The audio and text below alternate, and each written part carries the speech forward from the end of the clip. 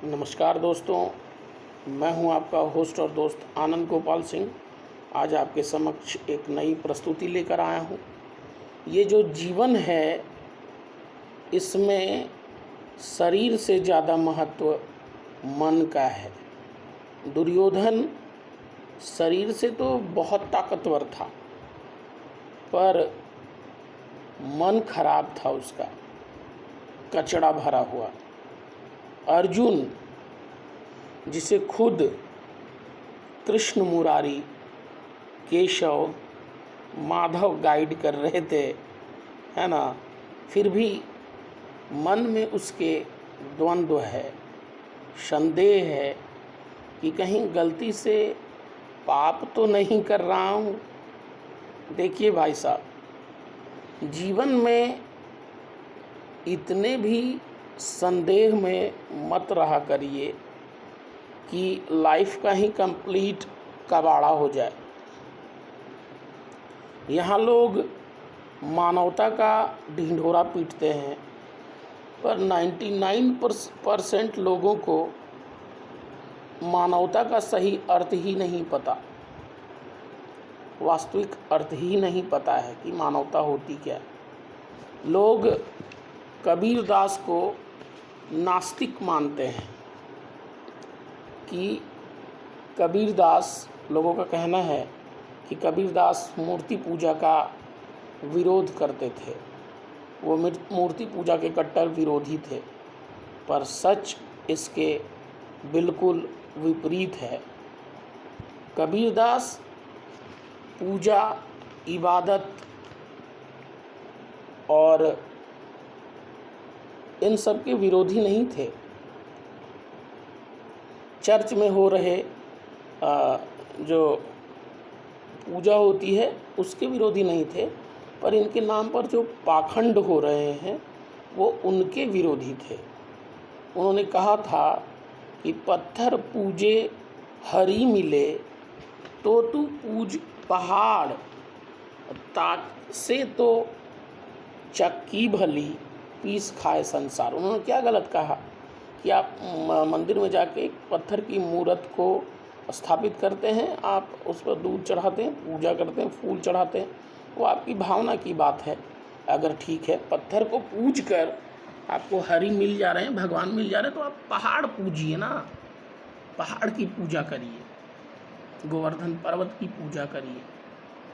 और उससे तो बढ़िया चक्की है जो कुछ काम में भी आती है, जिसको पीस कर संसार दाल, आटा, चावल सब कुछ निकालता है, उसकी पूजा करिए। क्या गलत कहा उन्होंने मानवता का जो है समर्थन किया है।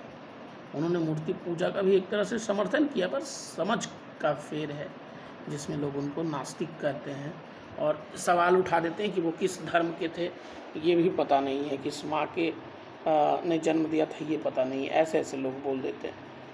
उन्होंने कहा था कि, है ना, पत्थर कंकड़ पत्थर चुन के मस्जिद दियो बनाए, तापर मुल्ला बांग दे, क्या बहिरे हुए खुदाई। उन्होंने क्या गलत कहा।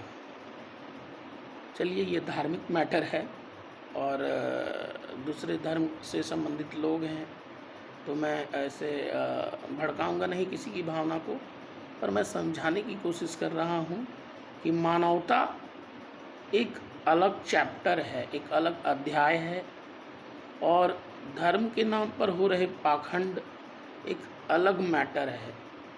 अब निर्भर ये करता है, मैं पूजा का विरोधी नहीं हूँ, मैं इबादत का विरोधी नहीं हूँ, वो आप अपने धर्म के हिसाब से खूब करें, रोज़ करें, रोज़ पूजा पाठ ही, हवन ही करवाएं, रोज़ इमामबाड़ा में अगरबत्ती जलाएं, और रोज़ अल्लाह को खुश करने का प्रयत्न करें। पर अल्लाह और भगवान वो केवल अगर अगरबत्ती जला देने से, नारियल फोड़ देने से खुश हो जाते तो बात ही क्या थी। वो खुश होते हैं जब आप एक किसी गरीब इंसान की मदद करते हैं, जब उसके लिए आप खड़ा होते हैं, अपने शरीर का आखिरी बूंद खून भी उसको दे देते हैं, ज़रूरतमंद का मदद करते हैं, एक गरीब बेटी के विवाह में आप खड़े होते हैं कि मैं हूँ ना, why are you taking tension if I am with you, इस टाइप की भावना रखते हैं आप, तब वो खुदा, वो भगवान खुश होते हैं। क्योंकि भगवान हर गरीब की मदद करने के लिए सिर्फ फिजिकली आ नहीं सकते हैं,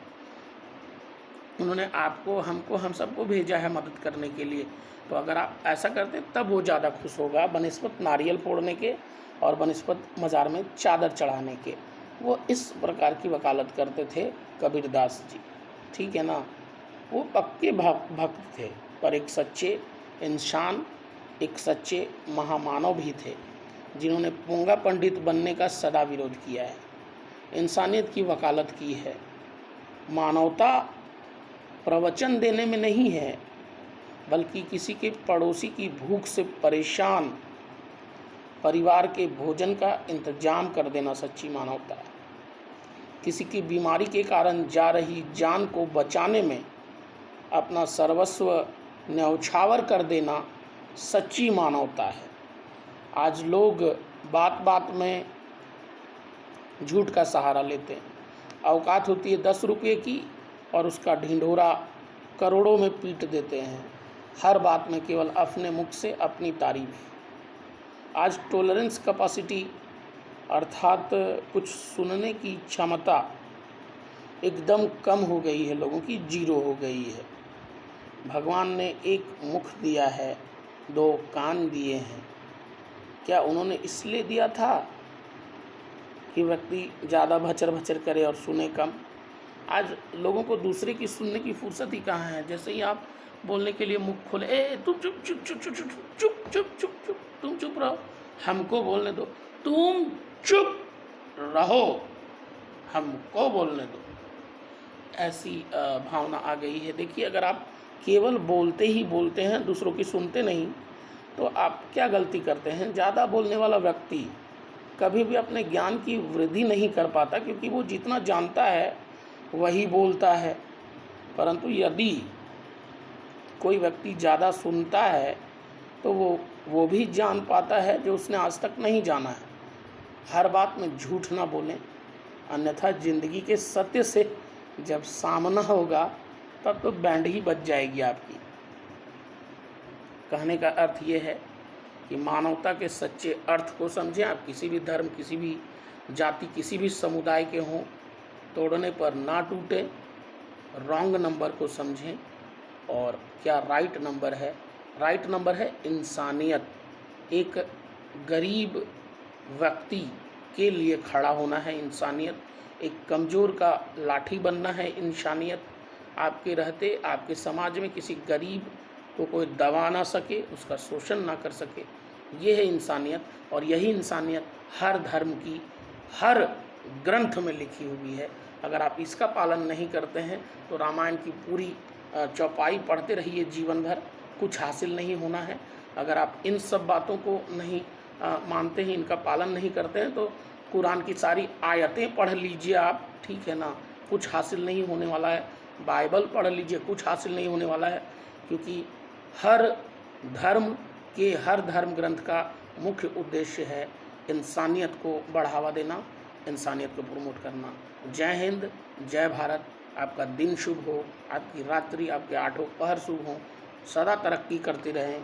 इसी आशा के साथ मैं आपका होस्ट और दोस्त आनंद गोपाल सिंह विदा लेता हूं। इस वीडियो में मिलूंगा इसी तरह के कोई झकास टॉपिक के साथ अपने अगले वीडियो में। तब तक बने रहें हमारे साथ। और हमारे चैनल को अभी तक आपने सब्सक्राइब नहीं किया तो करें, मेरे वीडियो को लाइक करें और शेयर करें। क्योंकि मेरी वीडियो को देखकर, मेरी बातों को सुनकर अगर एक व्यक्ति के जीवन में भी कुछ भी बदलाव आता है तो मैं अपने आप को बहुत खुशनसीब समझूंगा।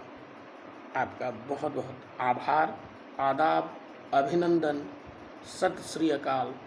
राधे कृष्ण, हर हर महादेव।